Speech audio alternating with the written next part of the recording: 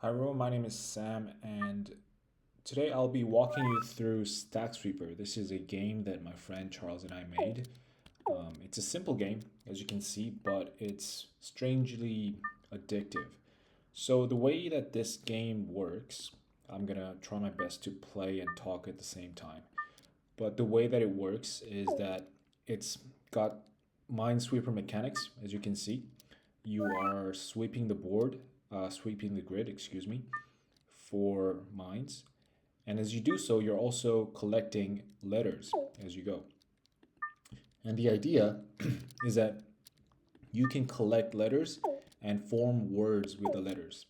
And when you submit these words, you get points according to their length and how rare the letters that you used are in the word itself. We follow Scrabble rules for the words point system. And basically, you try to maximize the amount of points you have by the time you clear the board, or of course, by the time you hit a bomb and die in the game.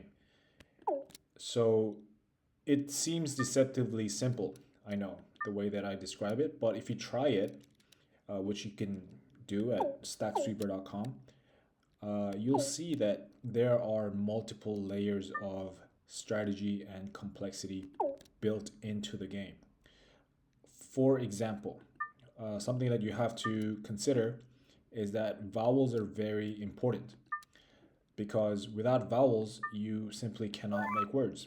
All words in the English language have vowels. So, in that sense, it's quite different from traditional Minesweeper because the each square has a different value depending on what letter is sits on top of it, right? So if you, for example, run out of information and you don't know, you're in a position where you have to gamble, then you might as well gamble on a square that has a vowel or a letter that you need to form a longer word, right? You might have all the letters that you need to form a great word, for example, something like blizzard, which would give you a ton of points.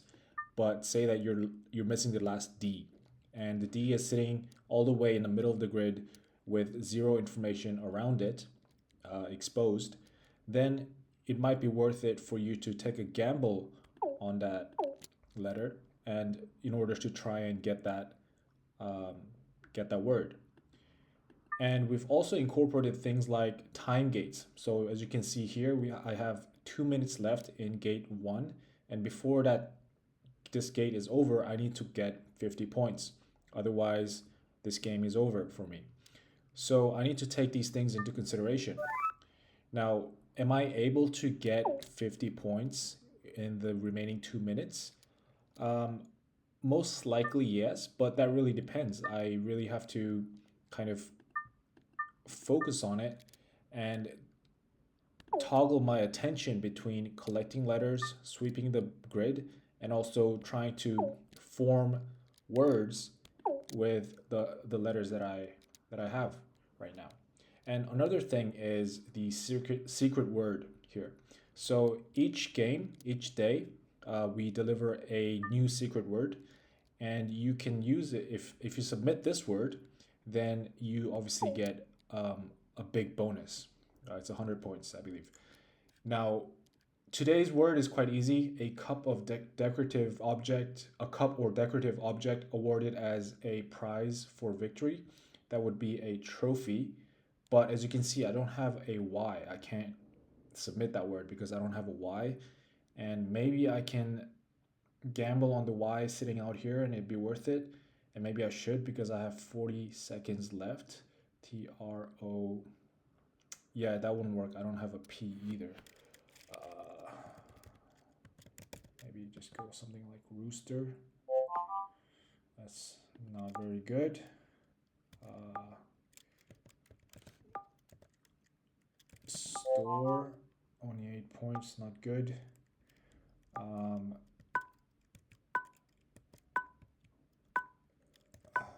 no, this is. Sorry, I'm not very good at talking and playing at the same time. I'm gonna have to go again. As you can see, this game is over. But Um, so this time I'll try to be a bit more careful. I have 5 lives remaining. If I lose all of my lives, then that's it for today. I can't play anymore. Um, so as you can see, the basic mechanics of Stack Sweeper is like that. I just got unlucky and lost a life. Nothing much you can do about that because if you've played Minesweeper for any amount of time, you know that at the very beginning you need a cascade opening, like I just hit. That way, you get some information and you can really kind of just take it from there. But before you have that initial kind of cascade, you really don't have much to go off. So you need to kind of gamble, and sometimes you don't get very far.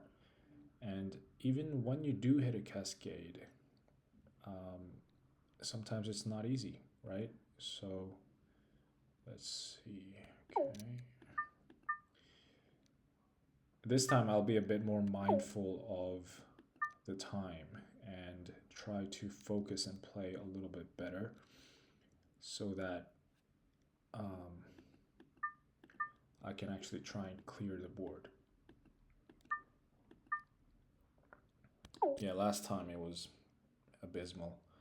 Uh, yeah, quite embarrassing actually, but all good. Um,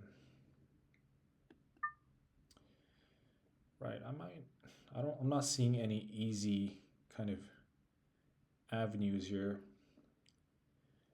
I might have to gamble on this side of the board and see. Oh my god. Okay. Um, with this first video, I just wanted to kind of show you how the game works. So this is the last round I'm going to play. Um, either I get, whether I get far or not, I can come back and make another video tomorrow. So I just wanted to share how this game is played for those people. Well, I guess everyone that, hasn't, uh, that don't know what Stack Sweeper is. And I guess none of you know because this is the first video and we haven't really put it out there yet. But just a bit of context. I had the idea for the game, and Charles, he's got the coding skills, so he actually created the game. So and we kind of iterated on the product together, and on the design and UX and everything like that together. So we built the game together, and honestly, it was a lot of fun just making the game. I mean, just to be able to play a game like I am doing now that we've made ourselves, it's it's just really fun. Um, so even though we hope a lot of people like yourself will also play the game and enjoy it, even if no one does, we like playing the game and we still have had fun making it. So I guess that could be counted as a win, but obviously we would love to share the game with everyone and have more people play it. And if I can kind of show you how you can get points and um, clear the board, that would be great. So wish me luck on this round. I am trying to be a little more careful. Okay, here we go. Got 2 there. So there we go.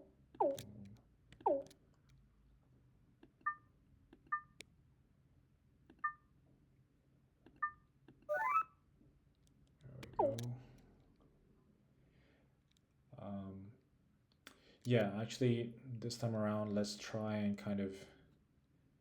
I don't have that many letters yet. Um, I'll go a little more. Okay, I've already made a mistake here. I guess that's not. Okay, that was dangerous. Almost hit a bomb there. 2. There we go. Yeah, I mean, Minesweeper, and I guess Stack Sweeper to a degree as well, is a game where after a while you don't your brain kind of goes on autopilot a little bit. You're engaged and you're thinking, but you're also kind of not. It's a strange feeling. and you get into a certain kind of flow. And it's actually pretty cool because sometimes your finger is already moving and you've already made a decision that your brain hasn't like doesn't uh, hasn't registered yet. So you're already acting on information before you even know that you're going to act on that information, or at least it feels like that, obviously. So that's kind of an interesting aspect of the game. But obviously, we've added the letter and word submission element. So the thing is, we have to toggle our attention back and forth from sweeping the grid and collecting letters to submitting, making words and submitting it. And for some people, word submission will be harder, and for some people, minesweeping will be harder. Um, let's see, degeneration. Do I have enough? I do. Okay, so that's 40 something points. I only need 8 more. Something simple like store could be. Okay, I have successfully cleared gate 1. Now, I will save the rest of the letters for now because I really want to hit that secret word, which I think is trophy. I'm actually quite certain that it is trophy. So I will need TROPH. So I'm missing the P and the Y, okay? So I'll look for those. And the way that letter distribution works in Stack Sweeper, it's a little bit random. So sometimes you'll stack a lot of, there we go, gate cleared, a lot of one letter over the other. It really depends on the game, just kind of random distribution. So that kind of keeps it interesting as well because you can't always rely on having a lot of one letter or the other. Sometimes, as you can see here, I've got 11 O's and 11 I's. And that's not always the case, but this time it is. And I only have one G, one J. So that really kind of limits me to certain words. And it's different from game to game. And that also kind of throws in an interesting element because as you play Stack Sweeper more and more, you'll realize that you have certain words that you kind of know are good because they give you a lot of points, and you'll try to gravitate towards those words. Um, a hint, like a good word to use would be something like jazzical, and that's a great word in Scrabble as well, I believe, because it has two Z's and it's quite a long word, so it gets you a lot of points. But obviously, like I said, sometimes you don't have enough letters to kind of hit those words that your go-to words, right? Blizzard is one of mine, and I don't always have enough letters to hit that. So you really have to kind of take that into consideration when you play. And there's different strategies you can employ. For example, I'm in gate 2 right now, and I have 3 minutes. So I believe I have some time, but again, I need to be careful. And this time, I need more points. So last gate 1, I only needed 50 points to clear, but this one gate 2, I need 100 more points. Even though so I need 150 in total. So that is another thing that you have to consider. That gates become increasingly more difficult to clear. But to counteract that, as you get further into the game, as you can see, you kind of have more letters to play around with. So let's just to stay on the safe side. Let's submit some words here. I was thinking about zoology, but oh, boom, 50 points. That's a good one. Let's see. Quest, I think. There we go, 21 points. Let's do. I don't have a Y.